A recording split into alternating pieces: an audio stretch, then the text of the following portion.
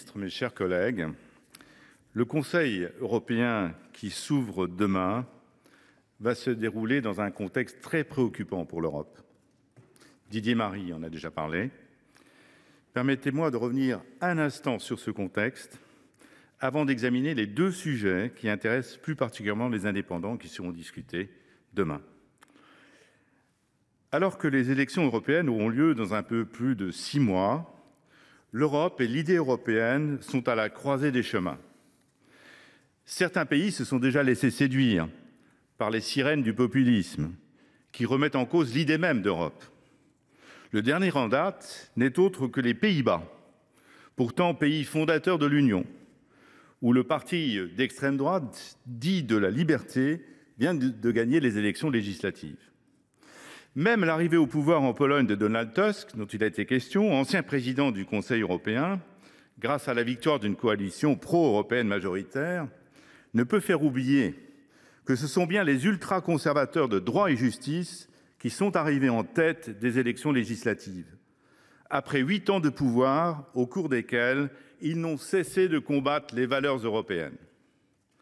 Un sondage paru en novembre propose une projection du prochain Parlement européen qui n'est pas pour nous rassurer. Le groupe de droite ultra-conservatrice nationaliste des conservateurs et réformistes européens, dont Viktor Orban est en train de se rapprocher, se renforcerait. Le groupe d'extrême droite et d'eurosceptiques Identité et démocratie, dont fait partie le RN, se renforcerait également.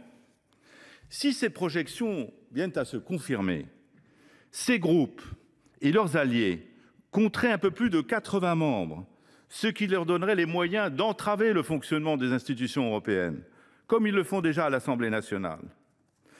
Dans ces élections européennes, les uns ne parleront que de souveraineté et d'immigration, les autres que d'urgence climatique. Ces objectifs ne sont pas incompatibles avec l'Europe. Le pacte Asile et Immigration et le Green Deal en sont la preuve. Non seulement ils ne sont pas incompatibles avec l'Europe, mais l'Europe est même le seul moyen de les réaliser. Et je crois qu'il faut le répéter. Il faut faire taire les fossoyeurs de l'Europe. Alors je le disais, deux sujets préoccupent plus particulièrement le groupe des indépendants.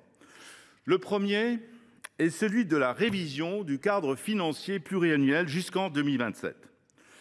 Notre groupe l'a évoqué au cours de l'examen du PLF 2024.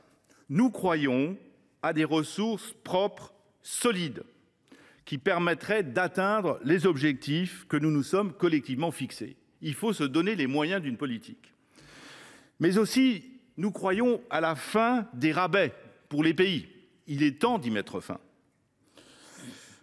Comme vous l'avez rappelé, Madame la Ministre, de nouveaux chiffres ont été posés sur la table. Et la base de discussion aujourd'hui portera sur la proposition de Charles Michel des crédits de 22,5 milliards d'euros. Bien sûr, nous sommes inquiets aussi des répercussions sur les contributions nationales de ces crédits, et notamment sur notre contribution nationale. Madame la Ministre, pouvez-vous nous donner la position de la France et les lignes rouges que notre pays s'est fixées à cet égard? Le second sujet est celui de l'ouverture des négociations d'adhésion dont il a déjà été beaucoup question ce soir pour l'Ukraine. Chez les indépendants, nous croyons résolument en une Europe puissance et donc, comme nous le demandons, en une Europe approfondie. Mais ce sujet soulève la question de la réforme du processus d'élargissement. Madame la Ministre, comment appréhendez-vous les négociations sur l'Ukraine, mais vous en avez déjà parlé, mais plus spécifiquement, quelle est la position de notre pays sur la réforme du processus d'élargissement? Et je ne voudrais pas terminer sans vous assurer de tout notre soutien pour ce dernier Conseil européen de 2023. Merci. Merci, chers collègues. Madame la Ministre, vous voulez répondre maintenant?